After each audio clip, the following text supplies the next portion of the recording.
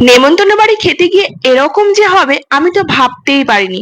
আজকে ছিল নেমন্তন্ন বাড়ি, আর নেমন্তন্ন বাড়ি মানেই খাওয়া দাওয়া। তো সেখানে গিয়ে সবার সাথে কথা টথা বলার পর এখানে আমরা খেতে বসে পড়েছিলাম লাস্ট পঙ্গতের আগাতে।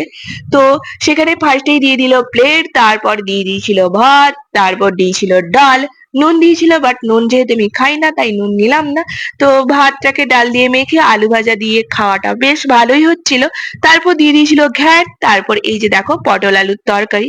তো খানবাড়ির ঘ্যাট খেতে কিন্তু আমার বেশ ভালোই লাগে। তারপর দিয়ে দিয়েছিল মাছ। আর এই জিনিসটা পাতে পড়ার পর যা কিছু গন্ডগোলের শুরু। মাছটা প্লেটে পড়ার পর আমি না আর ভাত খেতে পাচ্ছিলাম না, মানে মাছটা দেখেই আমার কেমন লাগছিল, আমি কেন জানি না। হয়তো এতদিন মাছ খাইনি বলে তার জন্যই এরকম মনে হচ্ছে। বাট আমি জানি না, আমার মায়েরও সেম জিনিস মনে হচ্ছিল। দেখো, একদমই যে আমি মাছ খাই না তা কিন্তু নয়, মাছ আমার পছন্দ নয় ঠিকই, বাট একটু আধটু তো মাছ খাই, মানে বাড়িতে তো মাছ খাই। যেহেতু অনেকদিন টানা মাছ খাওয়া হয়নি বলে তার জন্যই মানে এরকম মনে হচ্ছে।